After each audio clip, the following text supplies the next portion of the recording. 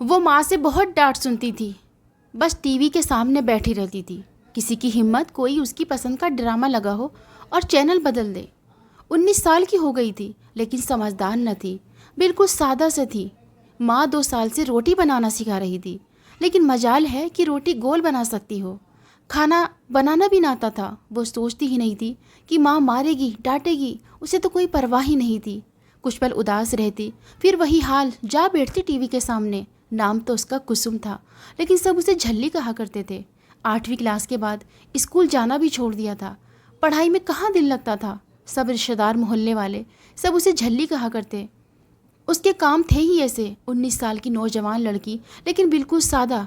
कोई समझ नहीं कौन अपना कौन पराया है, किसके सामने क्या बात करनी है। जब फेवरेट ड्रामे में हीरो हीरोइन उदास हो जाते तो रोने लगती। माँ डांटती, बहुत तंग हूँ मैं तुमसे। उसकी 2 बड़ी बहनें थी, उनकी शादी हो चुकी थी। एक भाई था, छोटा था। मैं चाहती थी कि कुसुम की कहीं शादी करा दे। आजकल के ज़माने में हर कोई मॉडर्न पढ़ी लिखी लड़की पसंद करता है। भला क्यों कोई उस झल्ली को पसंद करता। कभी माँ से डांट पड़ती तो अकेली बैठी बातें करने लगती। मैं छोड़ कर चली जाऊंगी उन लोगों को, देखना मुझे रहना ही नहीं है उनके साथ।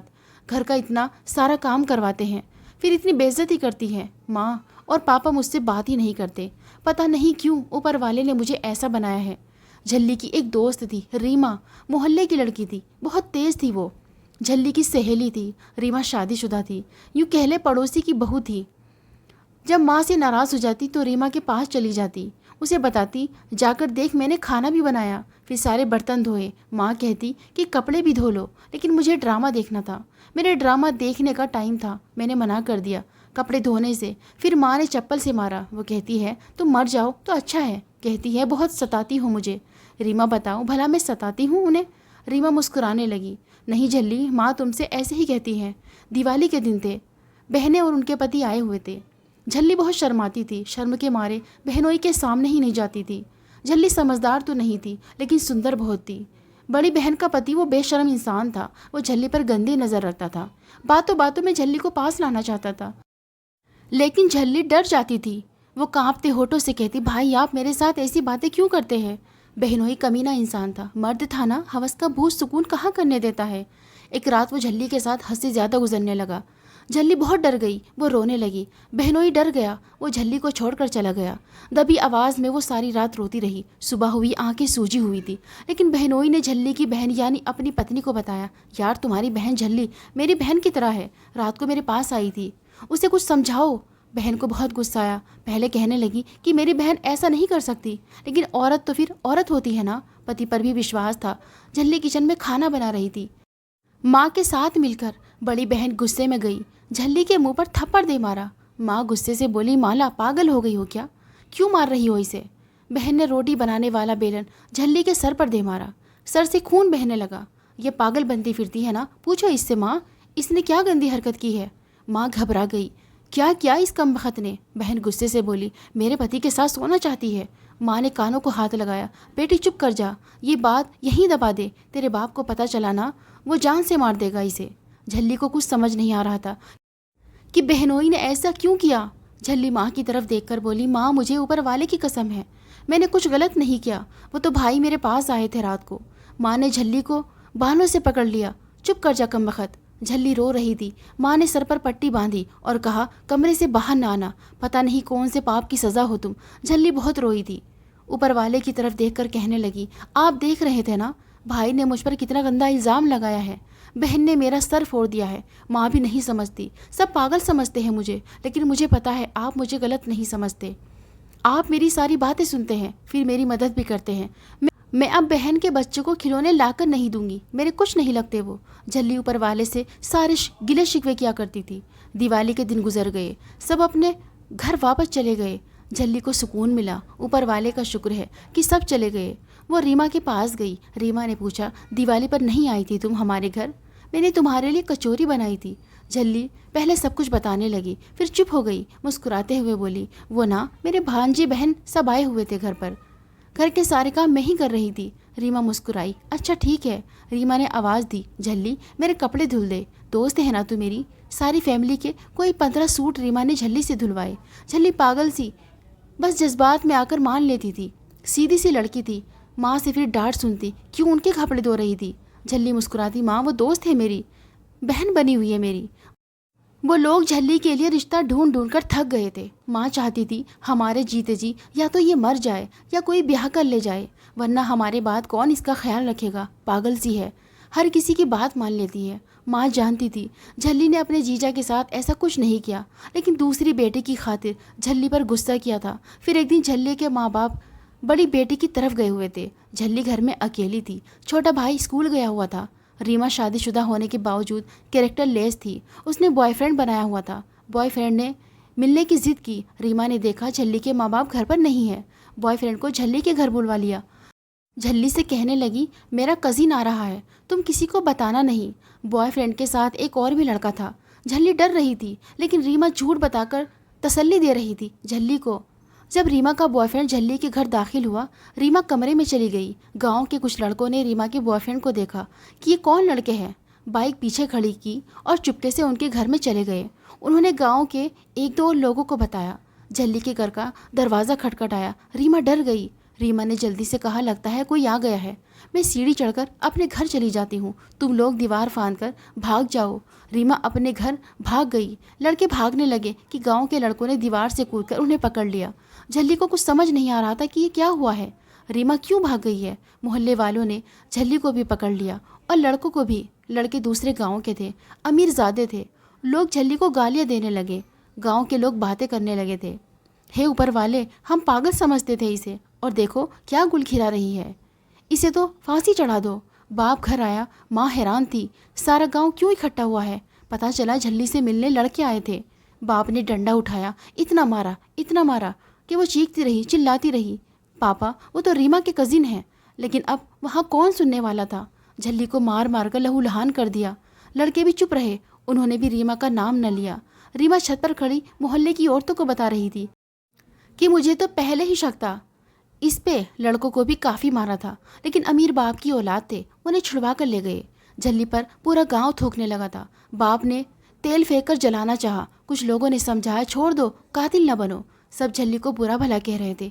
रीमा अपने पति को कह रही थी कि देखो झल्ली ने क्या किया है। सब अपने अपने घरों की तरफ जाने लगे। झल्ली बहुत रोई और अपने ऊपर वाले से कहने लगी, पता नहीं रीमा ने ऐसा क्यों किया। वो रोए जा रही थी। बाप ने फैसला किया कि झल्ली ने उन्हें किसी को मुंह दिखाने के काबिल नहीं छोड़ा, या तो इसे अनाथ आश्रम में छोड़ दो या फिर किसी के साथ ब्याह कर निकालो इस घर से। झल्ली कमरे में बंद जख्मों को लिए खामोश हो गई। कुछ दिन बाद एक रिश्ता आया। किसी ने बताया 60 साल का आदमी है, उसके बच्चे जवान हैं। सारे बच्चे लंदन में रहते हैं, वो अकेला रहता है। एक मार्केट का मालिक है, बड़ा सा घर है, वो घर में अकेला रहता है। वो बस चाहता है कोई लड़की हो जो उसका ख्याल रख सके, खाना बना कर दे। उसके बाप ने झट से हाँ कर दी। रिश्ता झल्ली के बाप की उम्र के बराबर के इंसान के साथ हुआ। झल्ली खामोश थी। वो आदमी लाखों की गाड़ी में आया था। झल्ली को देखा, महसूस किया झल्ली बहुत मासूम और सादा सी थी। बूढ़े आदमी ने हाँ कर दी। उसने कहा, बस सादगी से शादी कर लेंगे। सब गांव वाले बातें कर रहे थे बूढ़े आदमी के बारे में। बाप ने हाथ जोड़कर झल्ली से जान छुड़ाई।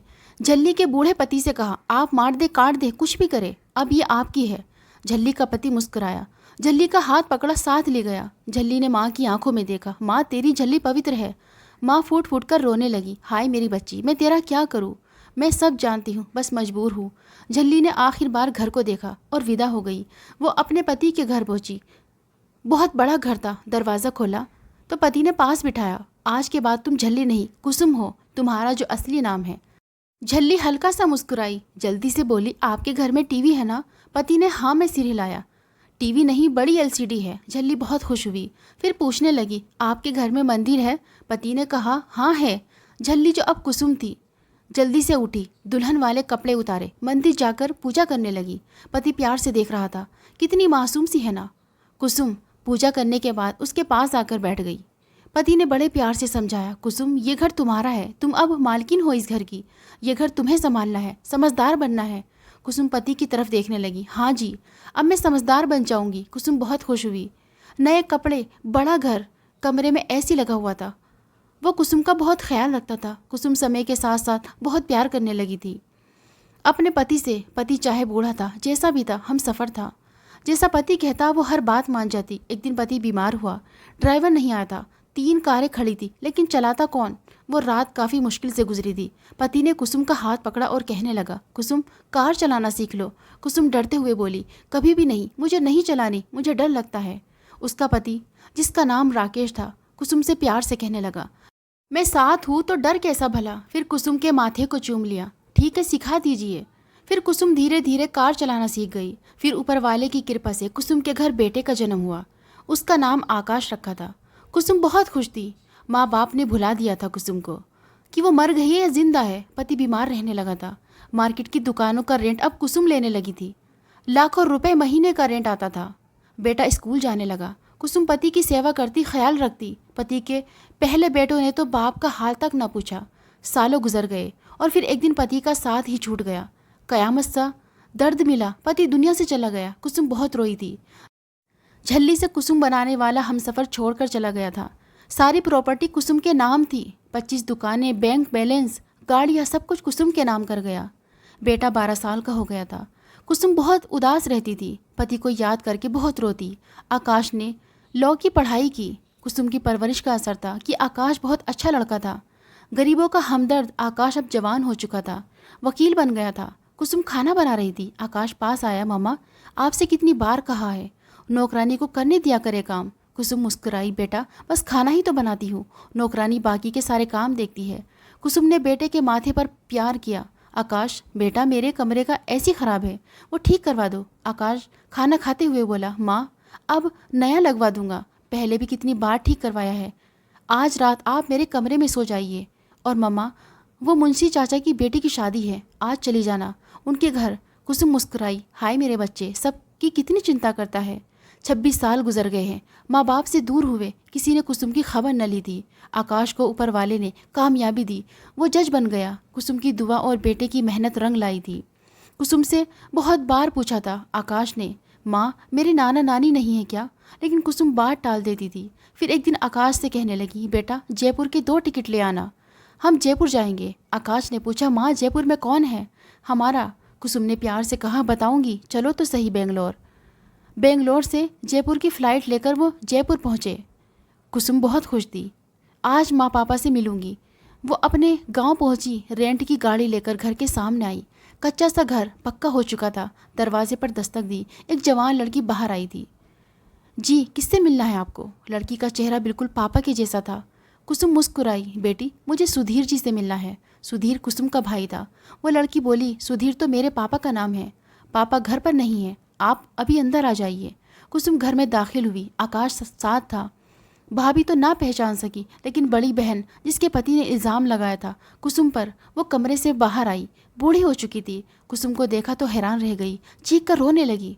झल्ली मेरी बहन दौड़ते हुए कुसुम के गले से लग गई। झल्ली तुम जिंदा हो? वो कुसुम का मुंह चूमने लगी। भाभी बच्चे सबको बताने लगी, मेरी बहन है ये झल्ली। इतने में भाई भी आ गया। भाई ने झल्ली को देखा, आंखों से आंसू बहने लगे। मेरी बहन माफ़ कर देना मुझे, तुम्हारी शादी के बारे में हमें पापा ने नहीं बताया था। तुम्हारी शादी कहाँ की शहर में की थी? कुसुम ने आंसू साफ किए और पूछा, माँ पिताजी कहाँ हैं? बड़ी बहन रोते हुए बोली, तुम्हारे दुख में माँ बहुत रोती थी। वो तुम्हारी शादी के 2 साल बाद ही इस दुनिया से चली गई। और पिताजी भाई की शादी के कुछ दिन बाद। कुसुम ने अपने बेटे आकाश से मिलवाया। ये मेरा बेटा आकाश जज है। सब उसके बेटे की तरफ देखने लगे, कितना स्मार्ट है। बड़ी बहन कुसुम के पास ही बैठी थी, रोते हुए बोली, झल्ली मेरा पति गलत था, मुझे पता चल गया था, उसने इल्ज़ाम लगाया था, उसने मुझे तलाक दे दी थी। बेटी उसने रख ली और बेटा मैंने। झल्ली ने हौसला दिया, बहन ऊपर वाला जो करता है अच्छा करता है। काफ़ी समय तक दोनों बहनें दुख सुख की बातें करती रहीं। कुसुम ने रीमा का पूछा तो बहन ने बताया कि रीमा को कैंसर हो चुका है, वो बहुत तकलीफ़ में है बेचारी। ऊपर वाले से दुआ है कि इस तकलीफ़ से तो अच्छा है कि वो मर ही जाए। कुसुम रीमा से मिलने गई। वो सूख कर कांटा हो चुकी थी। कुसुम को देखकर हाथ जोड़ दिए, आंखों में आंसू थे। कुसुम ने रीमा के माथे को चूमा और कहने लगी, बहन ऊपर वाला तुम्हारी तकलीफ़ कम करे, मैंने तुम्हें माफ़ किया। रात को सब खाना खा रहे थे। आकाश ने कहा, माँ मुझे कल वापस जाना है, आप रुक जाइए कुछ दिन, मुझे अदालत में कुछ इंपॉर्टेंट केस सुनने हैं। सब झल्ली की तरफ देख रहे थे, फिर बेटे की तरफ देखने लगे। ऊपर वाला क्या कुछ नहीं कर सकता, किस्मत बनाने वाला ऊपर वाला है, सारा इंसान को के कर्मों का फल है। पूरा गांव झल्ली की किस्मत और बेटे की तारीफ कर रहा था। ये वही झल्ली थी जिस पर लोग थूक रहे थे। बेटा वापस चला गया। कुसुम ने बोला, बेटा सब नौकरों को सैलरी दे देना और मेरी आज से 5 दिन बाद की टिकट करवाना।